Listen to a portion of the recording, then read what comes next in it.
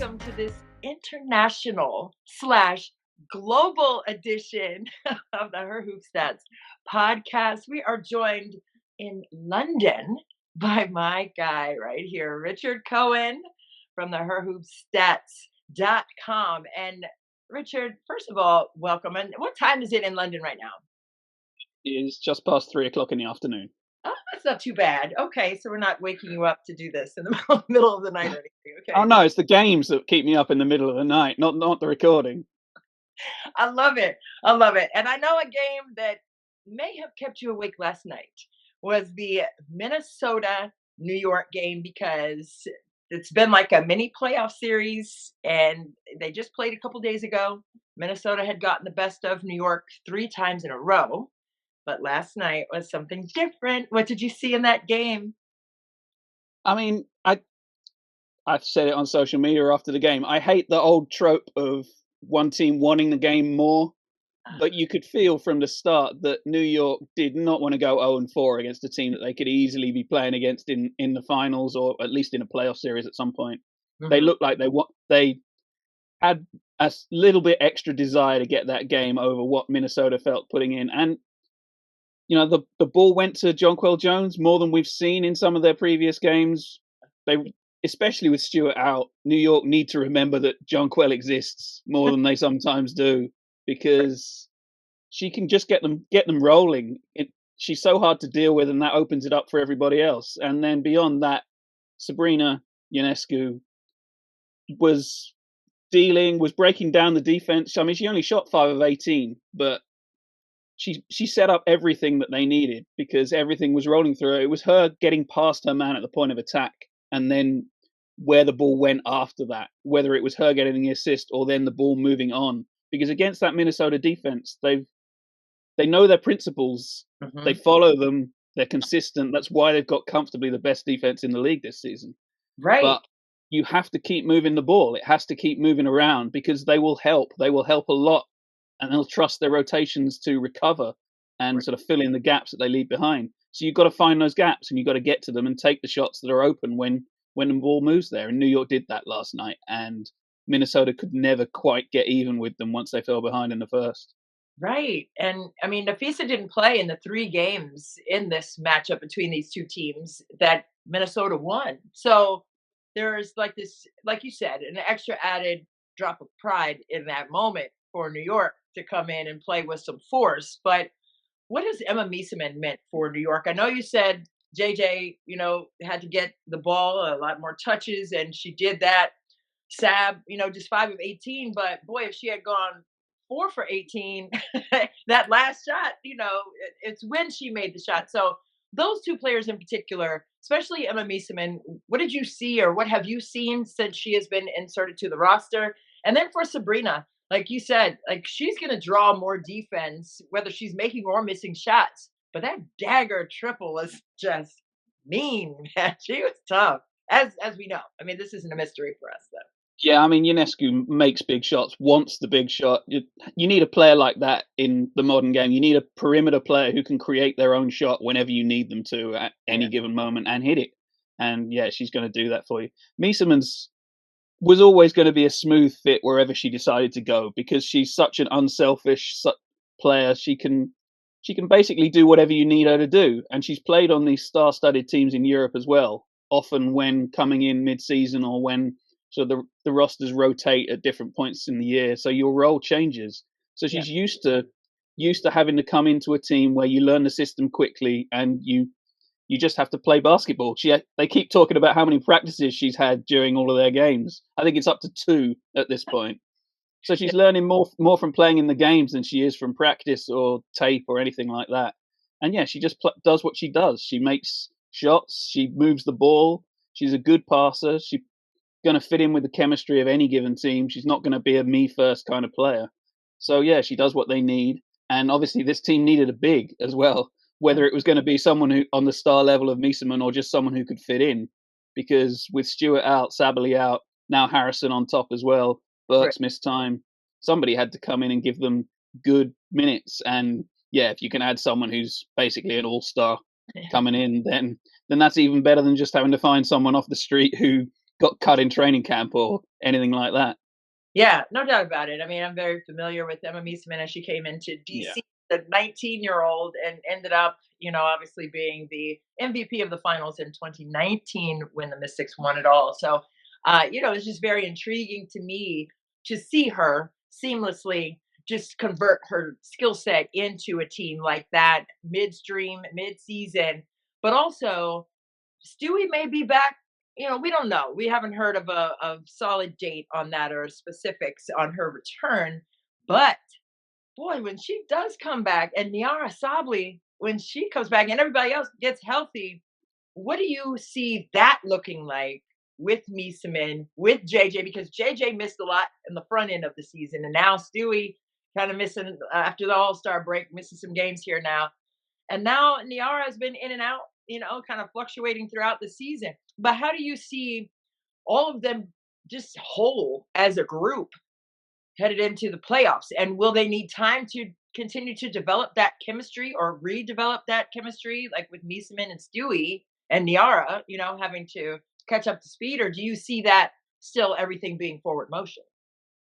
I think it should be relatively smooth because I mean, Mieseman's the only completely new piece to the players coming back, and like several of them have played with her before, so they are at least familiar with how she plays and what she does. Right.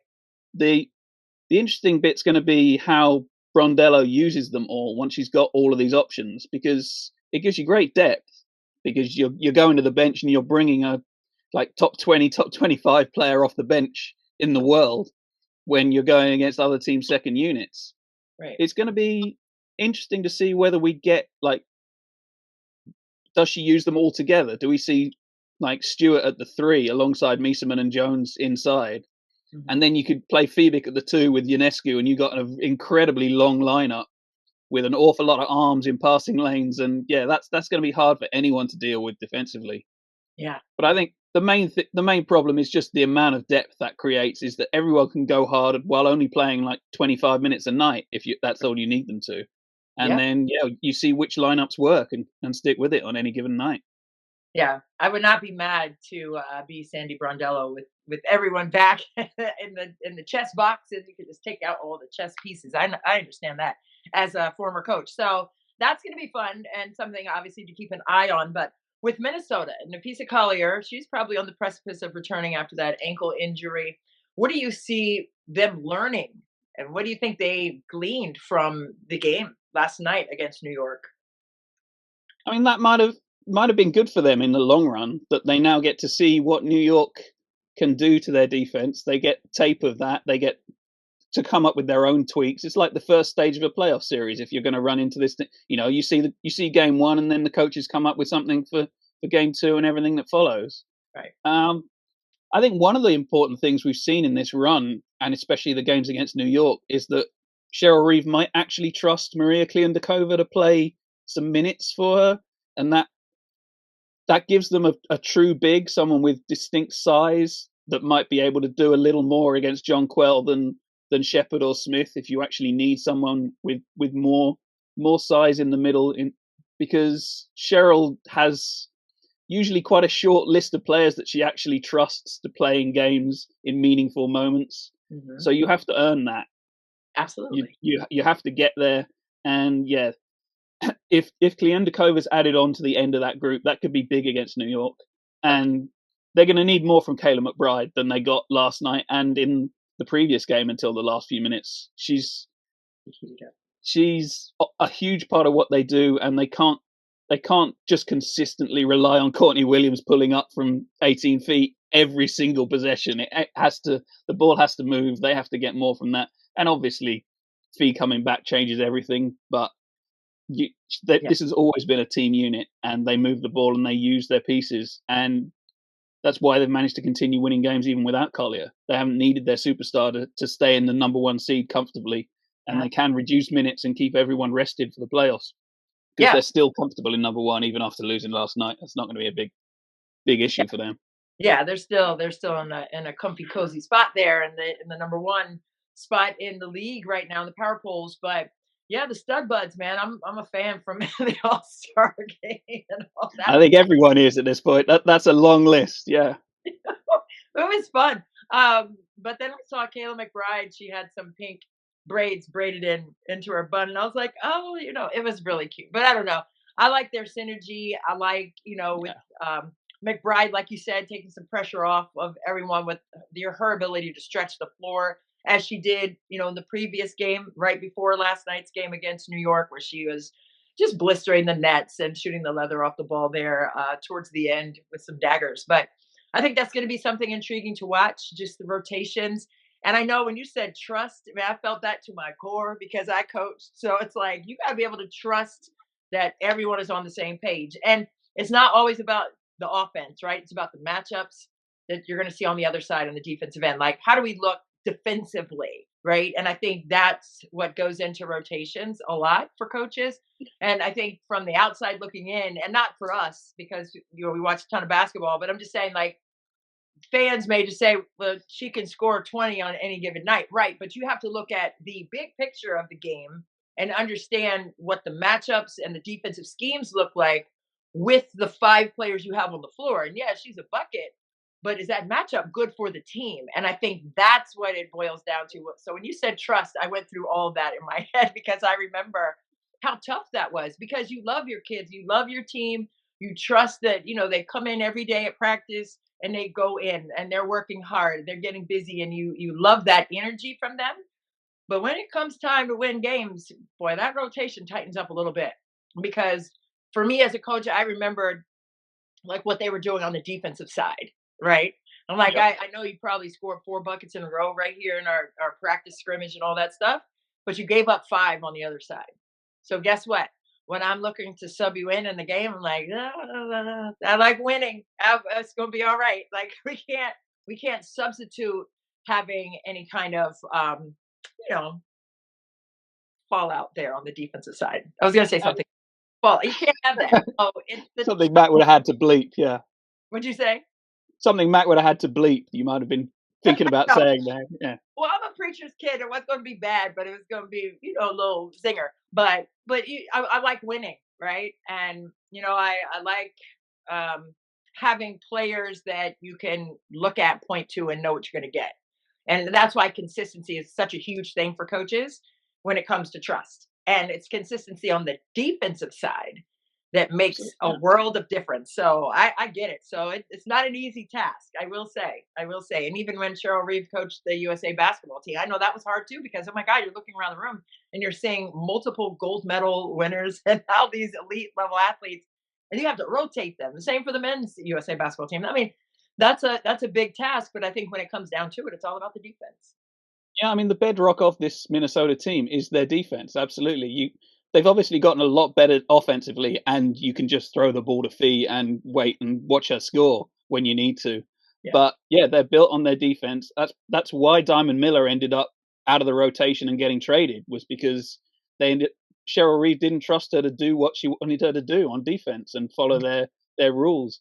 You can see already, even though everyone knows how good Dejanay Carrington can be on the defensive end. You can see that she doesn't quite know exactly what she's supposed to be doing with the rules that Minnesota have.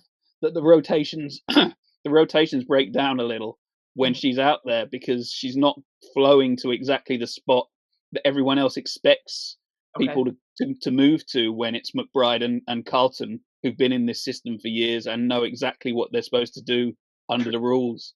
Yeah. Carrington's a little bit more of a free agent, like a radical option that breaks things down, that's going to create turnovers, and you can just put her on someone and say go and defend her, but that Absolutely. doesn't necessarily fit into the exact system quite as well as everyone else just yet. Oh, you know what? I hear you, and I know, and going back to coaching, we had like some defensive specialists, and I'm like, do not let so and so touch the ball, and they would Yeah, take so much pride in doing that. For Dejanay, I mean, to come in midstream, from Dallas, she missed a lot of the season with injury, and then was activated right before the trade to Minnesota. But with her, man, I love the way she plays, and I know that maybe some rotations she may miss because of the chemistry that needs to continue to develop on the defensive side. And everyone thinks chemistry is offense. And again, no, no. it's also on defense, right? You have to understand when people go, how that pulls you on that string defensively. So I get it.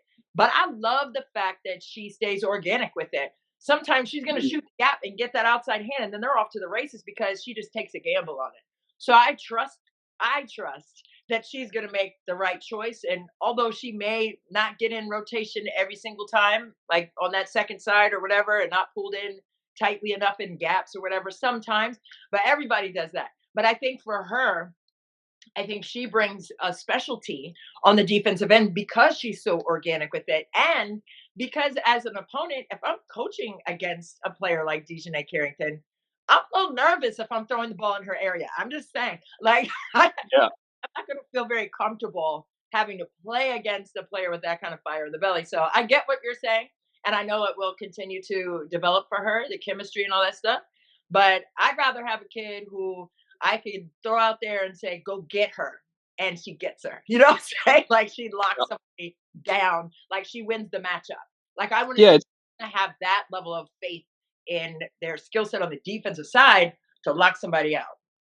yeah, it's as much about the team getting used to her as it is about her getting used to the team. In that, yeah, the rest of the team has to know when they're going to need to fill in behind her if she makes that gamble play to try and get a steal. That you got to rotate into that hole because it's going to be a slightly different play from what Carlton or McBride would be making if they're in the same spot. Yeah. Yeah, no doubt, no doubt. But I mean, there's a high risk, high reward. But I'd rather have kids who risk it than stay safe. So that's just me. I'm like, no, go, get it. And even if you get it 3 times out of 4, that's more than anybody else. So I'd like a kid who's going to risk and getting those passing lanes like that. So kudos to Dejanay. Hopefully, she continues to develop in that way. But while we're speaking about defense, Richard, let me tell you the difference for the Las Vegas Aces over their stretch of games here: 8 wins in a row, 9-1 in their last 10. But it's been the defense. And that's what we said when they were sitting at 500, wondering what in the world was going on. And now all of a sudden, they had team meeting. Becky Hammond was saying, we're not working hard enough. And the challenge to the character and the bare bones of it, right?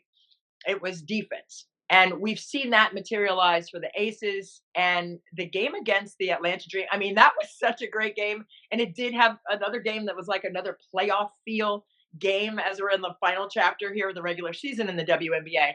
But my goodness, man, that team has really started clicking. And I was listening to Asia Wilson after the game, and she said, we're just really playing well together in every facet of the game.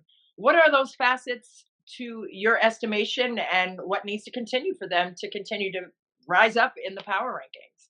I mean, this team looks like they finally met each other. There were so many games the first 2/3 of the season where the defense was full of holes because someone gets beat and then it's just a layup. There's no rotation, no help behind when the first player gets beat, or someone runs a pick and roll against them and the two players end up just looking at each other going, well, I thought you were going to switch or I thought you were going to drop.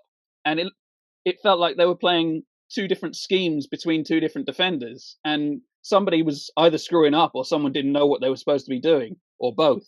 Right. And yeah, basically the last few games, we haven't seen it anywhere near as much as that. They look like a team that's playing with some chemistry, that knows what they're supposed to be doing, that are finally playing as a unit that we've seen in the last few years, because that was what this team was. They were at least the starting lineup was a collective unit. Their core knew how to play together, knew where everyone was going to be, and defense used to be one of their calling cards. At one point, this was one of the top 2 or 3 defenses in the league when they were winning a championship 2 years ago.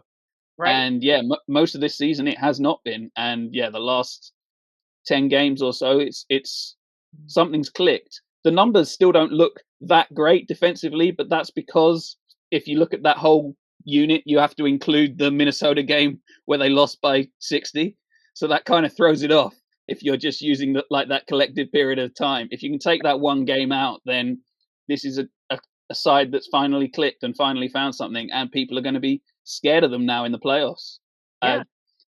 People are going to start picking them for wherever they end up, whether it's anywhere from like 2 to 6, they're going to get picked in the first round regardless. Yeah, no doubt. And for me, it's like, you were just talking about when they won back-to-back championships just a couple of seasons ago, and the defensive prowess and acumen that they brought to the floor was by way of some really great vets, right? I mean, you had Kelsey Plum out there, Alicia Clark, Sid Colson, Tiffany Hayes when she came back. So it's just interesting to me to see how you can get that same mental mindset, right? On the defensive end with so many different moving parts and so many different players, because we were just talking about personnel and how important that is on the defensive side. And I think for the Las Vegas Aces, the addition of Melissa Smith, I think, has taken so much pressure. And not that there was pressure, because Asia Wilson was still on top, top, top. Okay, let's be clear. But I think defensively, opponents have to really pick and choose their poison when it comes to having Melissa Smith, who's now stretching the floor from range. But now you have Asia Wilson on the other side of her, wheeling and dealing and getting to that strong left hand, the lefty. I mean, 4 of the last 5 games, she scored more than 30 points. Yeah, I mean, Smith has obviously had a tricky career. It's been in and out in Indiana, and then Dallas didn't work out. And yeah, but there's talent there, and we all know there's offensive talent there in particular.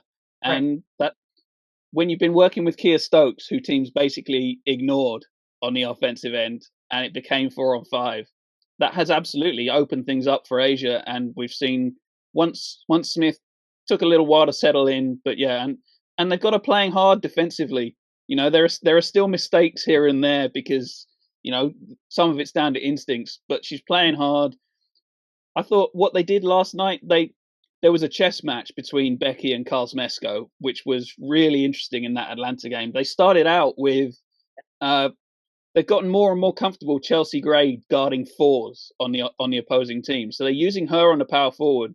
Right. Asia started out guarding Maya Caldwell, basically so that they could just use her as a free safety behind the rest of the defense. Right. And that led to all sorts of lineup jumping from both coaches, because one was trying to counter what the other was doing, one was trying to force the other one out of the lineup they wanted. And it was really interesting the way those rotations started sort of flipping around, because Asia guarded everyone from 4s to 1s, and so did Chelsea Gray. This is a team that's always switched a lot, but on the base lineups that they came out with, they were both. It was like a playoff game where the coaches had come up with a specific plan to play this team. This isn't just their base unit. They've watched the tape and they know what they want to do against this one opponent. Right. No, I thought it was masterful. I saw, the second half because I was working Mystics last night, and we'll get to that. But for me, I love Carl Smesko. I love what he did at Florida Gulf Coast. We worked together at Maryland for a season, so I understand what he knows about the game, but also obviously have a high level of respect for Becky Hammond and what she has been able to do this season. And not, I mean, yes, we know that she's a championship coach. We're not even worried about that. But this season, having to kind of retool the philosophy with new players, new pieces, and to see it rolling right now and being on a heater collectively as a unit, I think has been really fun to see. But I also think the rotations were very intriguing, especially down the stretch in the game. And as you mentioned, you would see a player come up to the table for Atlanta, and then Becky would look down at the bench like, oh, hey, let's do this because of what they're about to do, and vice versa, right? Carl was doing that as well when Becky was subbing someone in. So I love the strategy, and I love the basketball IQ, obviously, and then it being executed. I mean, both coaches put game plans together, obviously, to make things work. And Atlanta had climbed all the way up to number 2, right behind the Minnesota Lynx, because of how well they have been executing with all new pieces and a new coach and all the things. And they had won, 6 straight before they lost to Seattle and Vancouver. So they were on a great winning roll as well. So when you're looking at 2 teams that are winning several games in a row like that, and, that's what happens. It kind of combusts in that way. But I could see, and not because I know Carl, and I would say this 100 times over, but I mean, he could be up for Coach of the Year. And I know Cheryl Reeve has been sitting at the top, and that to me is always going to be the conundrum. Like, do you reward the consistency of excellence, or do you reward a team that was like sitting at 8, 9, now sitting at 2? Like, what do you look at when you are trying to quantify what it takes to earn an award like that? Like, do you want to reward the consistent number one team, which I definitely understand, but then you have this huge jump from Atlanta. What's your take on that? And I know that the Aces won against Atlanta, but and they're continuing to climb. So what does all that mean for Atlanta to be able to make that big jump from kind of the middle of the road in the league in terms of the power rankings to busting all the way up to number 2? Oh, well, Atlanta were one of the most intriguing teams in preseason because we knew that they had they had their established perimeter if Canada was healthy, and her and Gray and Howard, but they had all these new pieces inside with Brianna Jones, with Brittany Griner coming in, Yeah. and obviously the new coach. And we didn't know how anything was going to fit with Semesco because, Mm. well, the primary thing everybody knows about him is he wants to run, he wants to shoot a lot of threes. So Yeah. how does that work when Jones and Griner are coming in, who both mostly want to play 2 feet away from the hoop? Right. So yeah, it was always going to be interesting whether it worked out, and it has. He's managed to adapt to his pieces as much as they've done what he needs them to do in their system, and Mhm. it's worked defensively. They've managed to keep winning even when people have been injured as well. Howard missed a month at least. Yeah, Canada keeps getting hurt, I know. and they've managed to win regardless. It's been a really impressive job. When it comes to Coach of the Year, that normally goes to the team that most outperformed preseason expectations, Okay. which yeah, definitely puts Semesco in the mix. I doubt it goes to Reeve, even with how good the Lynx have been, just because everyone expected Minnesota to be good anyway, and so all she's done is do exactly what was expected. So I think it's probably going to go to one of the teams that are better than most people anticipated, which is Interesting. Semesco in Atlanta, Tibbetts in Phoenix, or Nakase in Golden State Yeah. for for an expansion team being as good as we have ever seen and wildly outperforming most expectations in preseason. Yeah. Well, I get that. But when I coached, we were at the top like that, and there was another team that surged, and they got coach of the year spot. That's why You have a personal investment in this. Yeah, I get it. I was just wondering. I was trying to take that part out, but I can't. Anyway, but I see what you're saying. It's a valid point. It's a valid point. Jump is good, but Uh, but lastly, with Vegas, bringing Jewel Lloyd off the bench, what dynamic has that presented? Along with Melissa Smith taking some pressure off Asia Wilson by her ability to stretch the floor, but what does it mean for Jewel Lloyd to be coming off the bench now for the Aces? I I mean, you can't deny it's worked. That she gets to sit with a second unit where she's more of a focal point. I mean, Asia plays so many minutes anyway that she's not actually playing that many minutes out there as like the lead option, because Asia's usually there as well with most of the rest of the unit. But yeah, she's just looks more comfortable, that she wants to fit into the group. She takes the shots when it rotates to her. She's arguably the most expensive 3-and-D player in the entire league. I would, she's on a supermax contract and she's still kind of a deluxe role player, but they don't need her to be more than that. And the problem was early in the season they weren't even getting that. They've got Jackie Young and Wilson as their primary options. They've got Chelsea Gray as their lead ball handler. So they need her to be that next option and that scoring option that means they're not just totally reliant on Wilson and Young every game to score 50, 60 points to carry the offense. They need more from other places. Right. And Lloyd should be the primary option there to add more on top of the star three. Yeah, I love the fact that she has not only come in off the bench and produced the way that she has, but she's accepted and embraced that role. And that's not easy to do. I mean, this is Jewel Lloyd, the Gold Mamba. Like, she led the league in scoring a couple seasons ago in Seattle. I mean, she's like this killer mentality person. So there has to be some level of like, okay, a surrender that that part of her brain, yes, her mental makeup and how she has competed her whole life going back to Notre Dame. Like, what what do you think that challenge has been for her, and what do you think that has looked like for her outside of statistics? Like, that's like a Kobe-esque, rest in peace, Kobe, but that's like a Kobe-esque kind of player. You're saying like, okay, this is what the team needs. So you're going to have to do that so we can win, and they're winning. So what do you think that may feel like for Jewel Lloyd to kind of be that dog and have to put it on a leash for a little bit and come off the bench? Well, I think an important part of it, according to reports, is that it was her choice. It was her that went to Hammond saying, "I want to come off the bench," not Hammond that went to her saying, "Look, this isn't working. I'm going to bench you so Right, that we can try something else." It right, was Lloyd who had the awareness to say, "This hasn't gone great.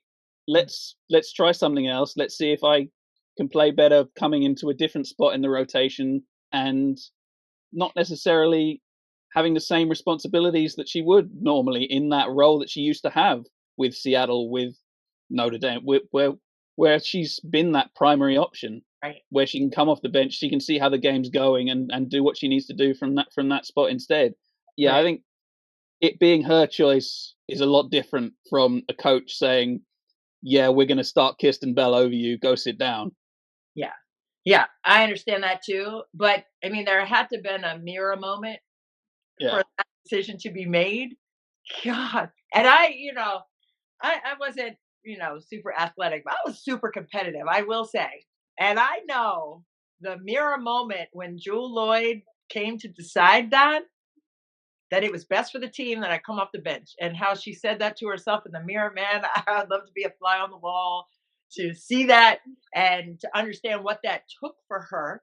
I mean, that's fortitude. That's a lot. I'm just saying, like, just thinking about that, like, personally right now is like tightening my ribs. Like, that's like a major deal. What do you think that took for her to come to that decision for herself and ultimately the team? I mean, there are a lot of players who wouldn't do that. Like you're saying, I mean, lots of players, lots of star players where starting is part of their mental makeup. Yeah, it's like I'm not a bench player.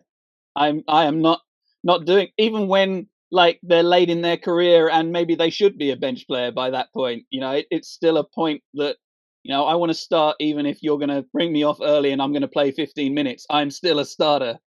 Take me out. Yeah. Yeah. No. Yeah. So Yeah. yeah, it takes a lot to reach that point and to have the self awareness that that is who you are. I mean, there's been a lot of focus on Diana Taurasi lately not playing in that gold medal game under Cheryl Reeve Mhm. because it became a point in the documentary. Jewel Lloyd didn't play in that gold medal game either. She's the other player who was left on the bench by Cheryl because Cheryl decided that she wasn't going to help them win. Yeah. So yeah, there's been a few sort of humbling moments where Jules had to maybe have a look at herself and what her best role is at this point. Yeah. No, I remember Allen Iverson say, what MVP, comes off the bench, but whatever time all-star, comes off the bench. Like he was feeling that. So I understand that. But I mean, what's best for the team is best for the team. And they both got gold medals, even though they didn't, get out there in that gold medal game, but they were involved in the process. So you can champion that, right? Part of the process. But for Jewel Lloyd to do that, I think is something that is quite remarkable, and you got to respect that and shake your hand because that is not an easy thing to do. Absolutely, yeah. I mean, and that's we can see in the numbers how much of a difference this one move has made. That's helped this team find a different path, a different speed to play this season, and to actually come together and find some chemistry. And that's been a part of it. Absolutely. Yeah, no doubt. And speaking of chemistry, and it's been just terribly disrupted in Indy, with the Indiana Fever going through just being pillaged with injuries. Caitlin Clark now missing probably over 20 games so far. And then with all of the injuries to follow that, with Sid Colson being out with the knee injury and Ari McDonald going out with the foot injury for the season.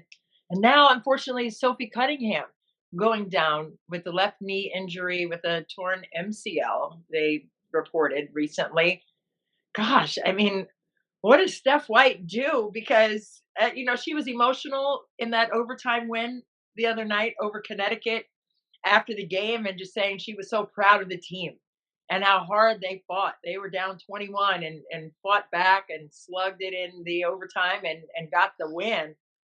But man, just to see her tearing up and just saying how proud she was of the players who went out there and performed, what does that look like for you for Indiana, to be able to go through all these injuries, but still somehow, some way, get the dub? I mean, it shows this is a team that is is more than what they've been in previous years. That the pieces that they've brought in, the development of players like Boston as well. That there is more depth here. There is a lot more to this squad than there used to be. In that they've added, and they they feel like they should be winning games now. It becomes a habit. Both winning and losing is a habit. And even with the players that have gotten injured, this is a team that thinks it should be winning games, and they're still going to be a playoff team. I doubt they're going to fall out of the top 8. And if Clark gets back for the playoffs, then people are going to start getting a little scared about what could happen in a short playoff series, even with the pieces that they're missing, because Yeah, however many injuries they've had, these are the starting lineup that people were expecting them to have going into the season is still there. This, that's they can still start Clark, Mitchell, Hull, Boston, and Howard all together, right. and then who knows what happens if that group gets together and they can find a little bit of chemistry. The problem is, when is Clark getting back? When is she going to be healthy? And can this group find what they need in the time, because she's been gone a long time now. They had to work out how to play without her, and Yeah, she's one of the most ball dominant players in the league. It's a right. big change once she comes in and the ball's in her hands for 80% of the game. Right. And I think during that 80% of the time, I mean, this is just how I'm visualizing when she comes back, because Kelsey Mitchell is playing at an MVP level right now, coming off of a 38-point game against Connecticut in that overtime game. So for me, when Clark gets back and healthy, the 80% of the time she's going to have the basketball in her hand during the game, listen, she's going to be feeding the ball to Kelsey Mitchell. Like she's going to be a great facilitator, because not only has she been out, she's been sitting over there thinking the game. And I think that is even more dangerous than her pulling up from the logo and getting all the way to the rack on the right side where she has high percentage of her offensive production from. I think she's going to come in. She understands how they've been playing without her. And I think that's even going to be more dangerous for opponents, because she's going to be a facilitator, because she's been able to sit over there and think with the whiteboard in her mind and seeing how to calculate and dissect opponents. So I think that is the most intriguing thing for me, to see her come back, be healthy, but also come back and pass that thing and be a he, like, and get the ball to the players where they know they can operate. Yeah, I mean, she's always been a good passer. This isn't a player who's a pure scorer at all. That you don't get as many assists as she does without being a willing passer and a creator. Yeah. And obviously, she has enormous gravity as well, in that teams are going to be a hell of a lot more scared of her than they were of Sid Colson on the weak side. So gaps for Kelsey Mitchell should be even more open than they have been for when she's been creating them on her own with the current lineups. So yeah, it should only help, but you do have to get used to what changes. Right. And yeah, it would be nice if they at least got a few regular season games in before trying to insert her into a playoff series. Yeah. And what do you think, like, with all the injuries now, with players being out for the season, what kind of moves do you foresee Steph White and the crew there making moving forward so they can prepare for the playoffs, and the return of Caitlin Clark? What do you see in terms of pieces and available players that could make a difference for them? I'm not sure there's an awful lot left out there, or we would have seen them signed already, unfortunately. Um, Odyssey Sims is going to get an increasing number of minutes as they get more used to what she does. Yeah. Um, After that, they've signed Shea Petty as another guard option. After and beyond that, the third player they signed, they'll be looking for some kind of wing. Maybe if Golden State get healthy, Kyla Charles gets another spot on another different team after playing all around the league already. But yes, They probably want someone like that, a fill-in wing who can play minutes if they need it to help now that Cunningham's gone. But once Clark comes back, they'll have to release one of those three anyway. So Right. yeah, I'm not outside of Sims taking up a lot of those point guard minutes. I'm not sure what else there is for them to go and sign who can actually help at this point in the season. Yeah, that's what makes it so tough. That's why I was just heartbroken, man. That with all those injuries hitting within like a 2 week span, that's so frustrating. You can't control it, obviously, but gosh, but you still try to take care of the team as a whole. And I think that's the emotion that you saw from Steph White to just applaud her team's moxie, right? To dig in spite of all the adversity and go to overtime and win it. I think that was just knowing Steph. I know how much she invests her time into making the team what it should be, right? And they want to win, they want to be successful. And when things are taken away, how does that look and how do you operate?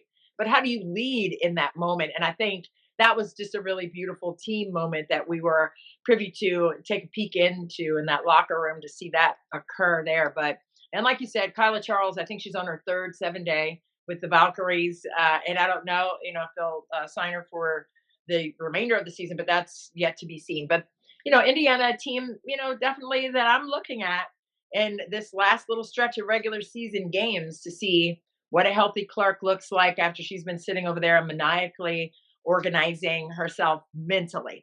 Even though she's not out there running around, her mind is running around. Trust and believe that she is right on task with what the team is doing and what they will need from her when she comes back. So we have a little stretch of the season left.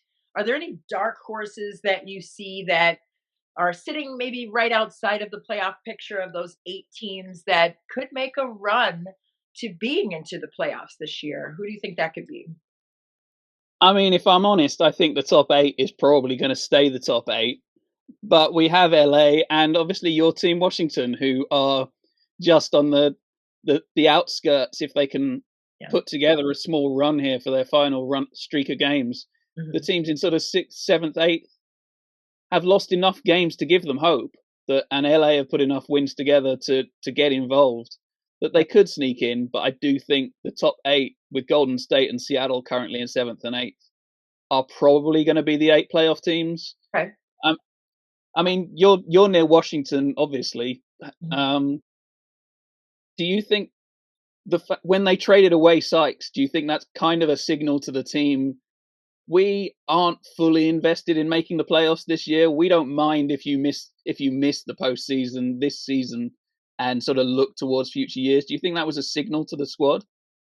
I don't think so. I mean, that's just my personal opinion, and that's not anything that I've heard. So this is just Yeah, from me, to be clear. But I think for me, it was, apparently, Sykes was saying that she wanted to be in a position where she could win sooner, right? And this is a very young yeah, team here in DC, the youngest team in the league prior to the trade, and I think they still are, with Clark coming in. But I think it was like you said with Jewel Lloyd, having that mirror moment. And I think that's what happened with Sykes. And then apparently finding out after that that Clark also had a mirror moment and wanted to leave Seattle. So it was kind of a wash in that way. And no, I don't think it's like ball it up and try again. I don't think it was that kind of moment because I mean, I'm witnessing some of the best WNBA rookies that I've ever seen. And that's not just because I'm here in DC. I mean, I've been watching since the beginning of the league. Like these two rookies here and Kiki Iriafen and Sonia Citron, I mean, they have been absolutely blistering the nets. They have been absolutely shooting the leather off the ball in their respective skill sets. And for me, it's not just that. It's the off-ball movement. It's the defense. It's the boards. It's the not getting too high, too low, but just staying just like ducks on a pond is what I like to say. Like on top you see this, but underneath there's a lot going on underneath there. And I am really appreciative and respect that a lot. So I don't think it's like a total restart for Washington. I think, with Georgia Amore not being healthy this year, but she will be back. I think that's going to be something to keep an eye on. So I don't think it's something where it's just like, okay, we're gonna restart and try again another time. I think they're still fighting hard. And I think even in, the game against LA, I mean, they shot just incredible numbers, just astronomical numbers from 2, 3, and the free throw line. They dominated on the glass. So there's no letdown. I don't think they're going through any kind of proverbial motions. I do think that, you have to serve your players and you get the most out of them when you serve your players. So if that's what was requested, right? I think that's what you do. And Jamila Wyman, she was one who had the first assist in WNBA history, right? When the league started, and that was to Penny Toller, DC native. But but I just think that's what she did, right? She made the pass, and it was a selfless move administratively this time for the Mystics, and she wants to serve the team, she wants to serve the players, and get the most out of them. And I love Slim. I love her. I covered her in college when she was at Syracuse. Hated to see her go. Like, they get locked in, like with my three kids. Like, you know what I mean? There's like a fandom there and respect level. But and a relationship, like they're just for me, it's always gonna be about the human beings. When Alicia Clark was here, it was the same thing. So to have her back, it's like a one for one if you're looking at the finances of it, but I don't think it's a total restart. I think both of them are tremendous leaders. I think Alicia Clark coming in and just kind of stirring the pot. I heard last night during our game that the team is now nicknamed her Granny because she, I think, is the most seasoned player in the league. But listen, I mean, they skipped over Auntie. That's what I said. I was like, why isn't it Auntie? Like, we're just going straight to Granny. But she is just a phenomenal pro. And that's what Sydney Johnson told us before the game yesterday. He said she's a consummate pro. And, the learning curve, I think the question to him was, how tough is that to come in midstream and the learning curve? And he said she is the curve. And I thought that just, personified who she is as a person, number one, but who she is as a pro. So I don't think it's a restart. I don't think that, they're, starting from scratch by any stretch of the imagination. I think next year they have 3 number 1 round picks. They have 3 first round picks next year. So I think there's a level of development, but I also think, and listen, this team, I get texts during the game from people who know hoops and have covered hoops for a long time. David Aldridge, I'm just going to put it out there. That's one of them. But he said this team is so much fun to watch and so Absolutely. freaking citron. And that's it. So it's like there are people who have eyes on this team who feel the momentum and the groundswell of what can be in the future. But I think that was the notion in April and May, right? After the draft. I don't think that's changed, if that makes sense. I don't think it's like that's what it was at the draft and all these things, and then now all of a sudden, no. I think that's what happened in the draft, and changes are made, but we're still right here, right? I don't think there was a drop off. I don't think there was a letting go of the rope. I think there is still, a level of anticipation and level of growth that this team is going to continue to make. So I don't think it's a restart. I think it's just a keep going situation here. Yeah, I mean, this team, I don't think was supposed to be this good this year.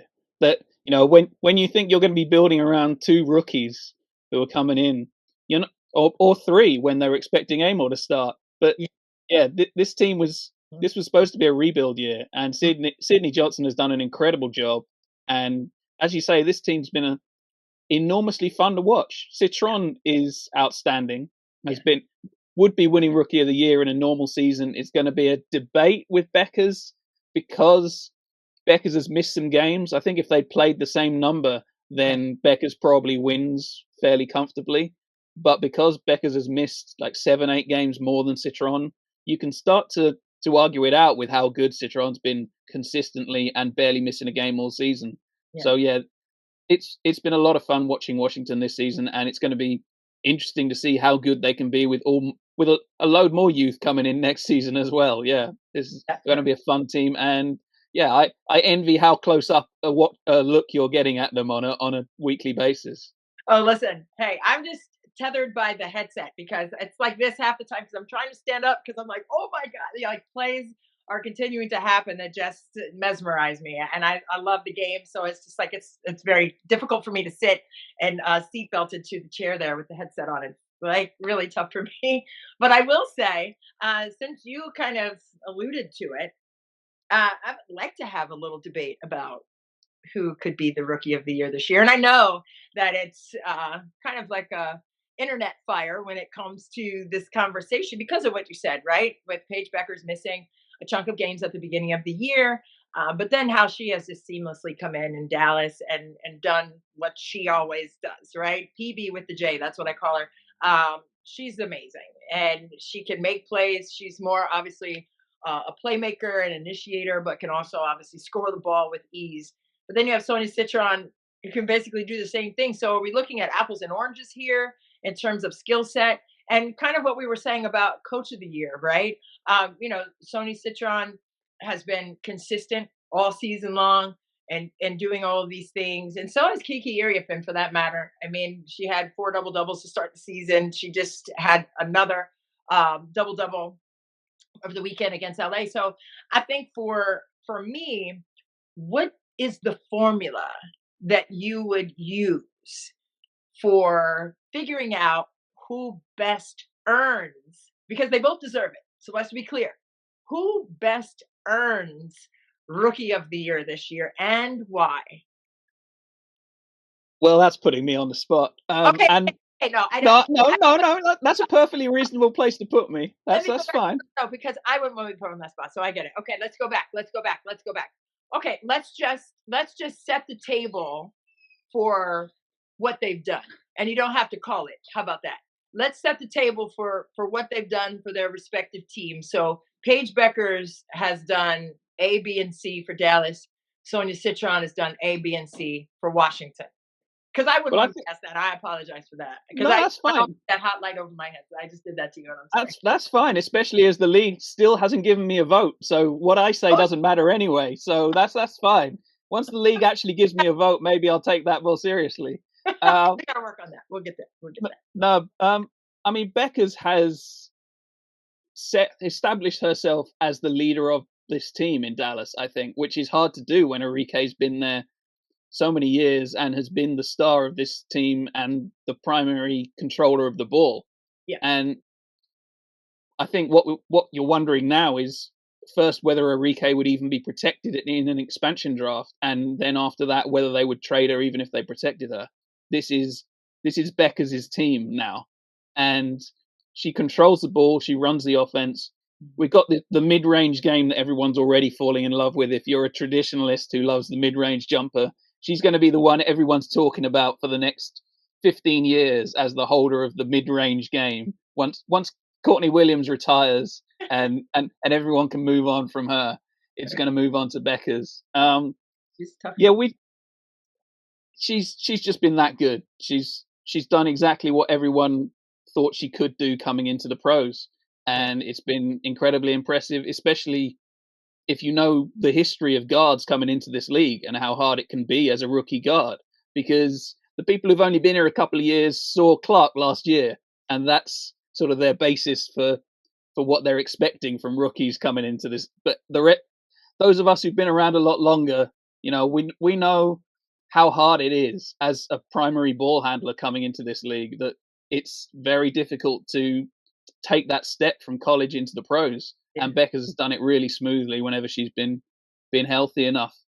Yeah. Citron is just so good and so complementary to everybody else around her while being a focus of the offense in Washington, because they don't have other people to take that off her. I've compared her to Kayla McBride because I think she's that sort of smooth fit anywhere where every coach would love to have her, and you just put her in the lineup and she'll just do what needs to be done. She's going to make the shots. She's going to create when you need her to. She's going to play defense. You get both ends of the ball.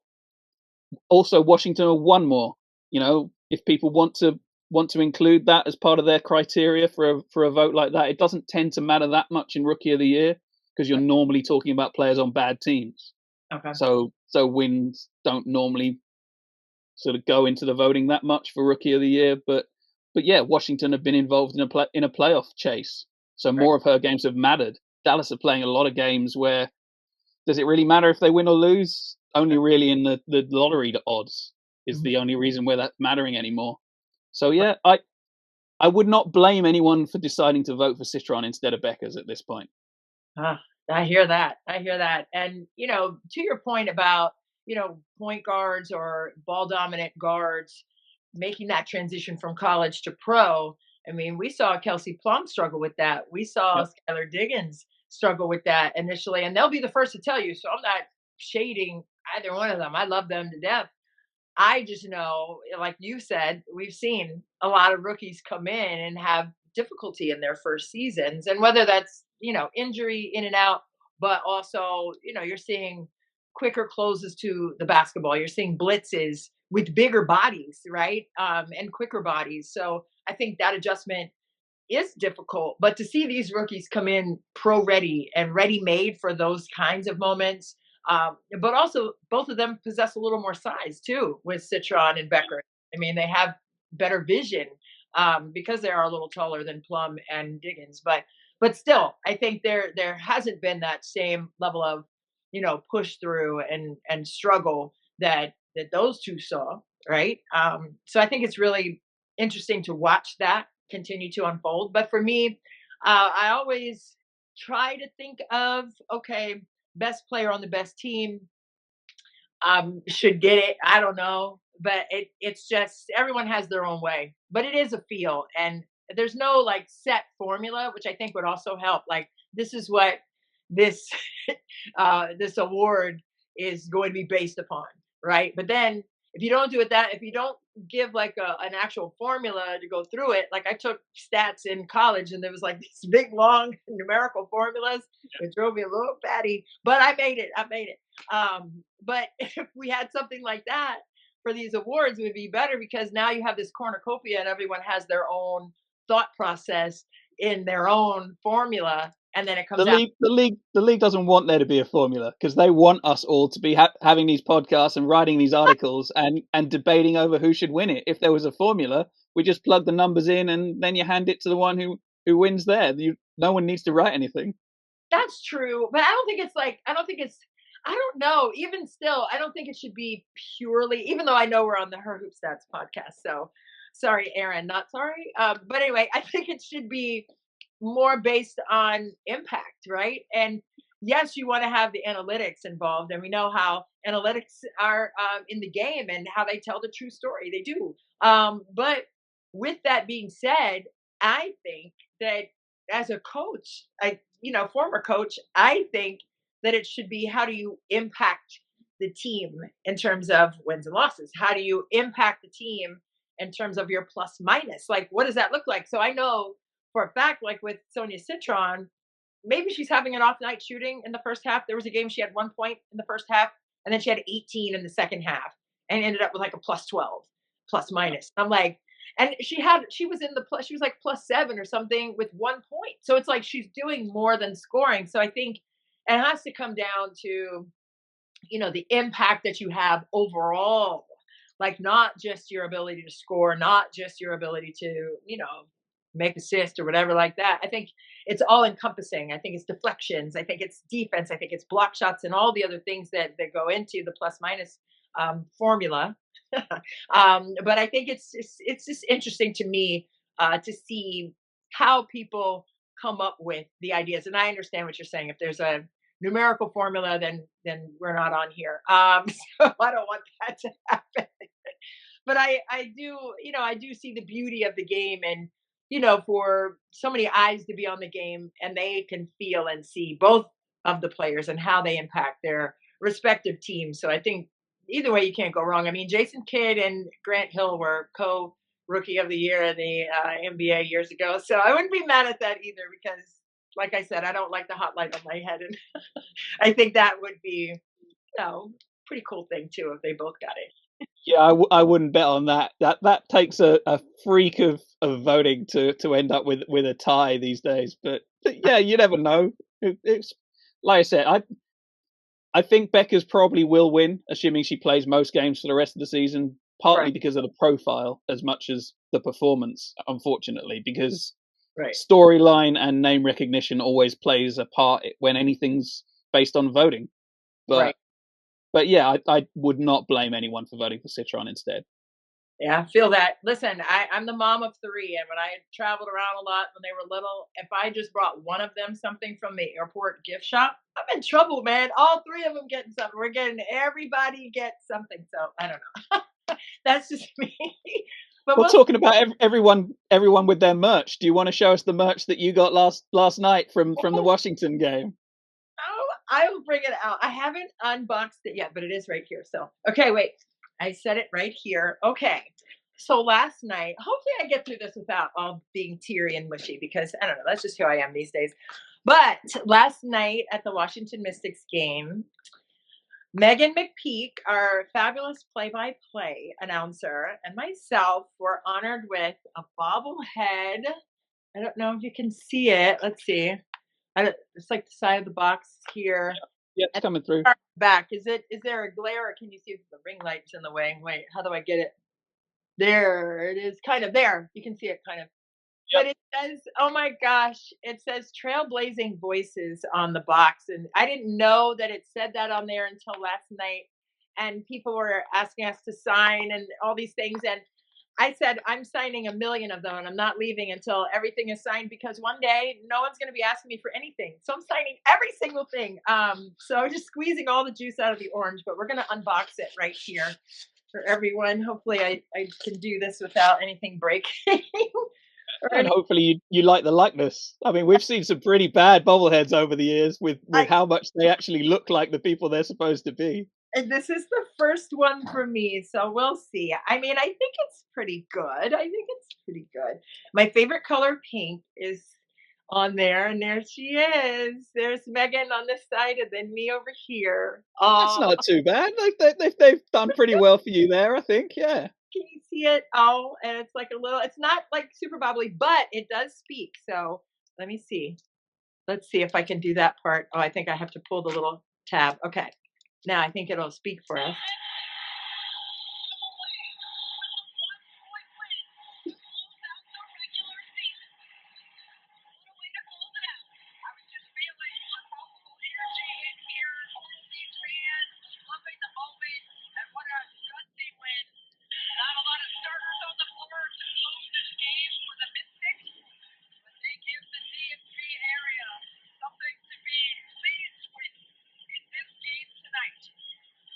Oh my god, that's the first time I heard it, and now I'm done. I'm done. Oh gosh. I will Uh, say that that's very cool. it's super cute and a tremendous honor, but I will say that I'll be okay. Um, just growing up in the area, like I'm listening to this as like my 10-year-old self, and that's what's taking me. Um, but for Monumental to honor us in this way, I know they did it with the Caps broadcasters, and then now maybe they'll do it for the Wizards with Chris Miller and Drew Gooden and all that. But I just think that it was just very sweet to be included in this way for something so special. And then the fans were taking me over the edge last night as well, just saying, that they watch us and, that we're an inspiration to the DMV and to their 12-year-old daughters and the representation of it. I don't know. It's just something that will always be very sweet to my heart. And I hadn't heard that yet. So everything is just out of the box for sure here. But just thank y'all for thinking of us in this way. And, I'm going to give all my kids one. We'll see if they take one. Yeah. Be Really. interesting to see how they feel about that as a gift under the tree at Christmas. Yeah, I'm not sure they'll be, hoping that's one of many presents rather than just the primary one they're getting that year. Yeah. Hey, we're gonna take it. I'm gonna go to the mall today. I was telling you before. I'm gonna go to the mall today and get them wrapped up. So when Christmas comes, they just have 3 boxes under there. Like, oh, come on for Christmas, and then it'll just be this. Merry Christmas. They'll be like, it's not open. There's another one too, right? Yeah, Where's the puppy? Where's the bike? Yeah. right. Like, excuse me. But yeah, but it was super fun. I just said I wanted to, have pink on. That's all the designing I did on this. And, Megan said that she told him that she wanted to be taller than me on here because Well, if you count the hair, she got it. Yeah. she did. But, I Is that always say, when people say, oh my gosh, you're so tall, I'm like, it doesn't matter on the outside. It's all about the inside. So I don't care if I'm, sitting at the Thanksgiving table like that Martin Lawrence meme, like trying to look on the table. I don't care because I know inside that you can be as tall as you want to be on the inside. So that's what matters. So I signed every bobblehead last night and box and everything. And I did my name, but I also did a smiley face because I told people you can always find at least one thing a day to smile about. Just one. Like sometimes it's a million things you can think about to smile about, but you can always find at least one thing. So I put a smiley face on everything. And my name is long, so it was taking a long time. That's why the line was long. So it was like signing everything. Yeah, But I mean, you need to abbreviate that. It needs to be like CWS if you're going to get through anything like a line. Yeah. I know I needed to be better, but my mom, she's a PhD in education. She was a teacher for a long time, and I just felt like I need to enunciate and I need to write every letter down. But then also for me, add the smiley face because yes, yeah, always find something to be happy about. So I'm very happy about this, and in a lot of different ways, and not because of me, but because the game is the star. The game will always be the star. The game will always be what's celebrated. And where the game is right now is also something that is heartwarming to me. So anything that can go into that level of joy that I will always have for the game of basketball, I mean, I'm here for it. So this is just part of that. It's not be all end all. It's not taller, shorter. It's not, I don't know, people in a line. I think it's the game that is the star, and the game speaks for the moment, and obviously speaking through my eyes right now. So really Oh, beautiful. well deserved. Nice touch from the organization to do something like that. That's nice for them to. It was very sweet. Yes. Oh my gosh, Richard, thank you. I got myself back, but I had to work hard to get myself out of there. Woo-wee.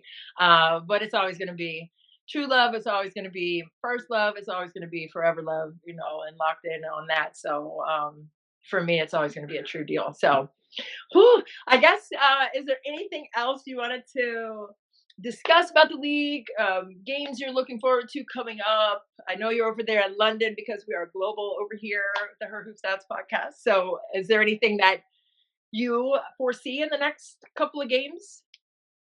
I think the interesting bit of the rest of the season is going to be how this 2 to 6 kind of places Yeah. wash out, how they're going to organize themselves. But yeah, I think we've kept everyone around for over an hour at this point. I think the analysis of the bubblehead is probably a good place to finish off. I think that works as a capper to this recording. Oh man, I appreciate it. You know what? It was so much fun. It's our first one together here on the Her Who Stats podcast, but Yep. definitely not the last. And I enjoyed our conversation, Richard. And thank you so much for joining us today.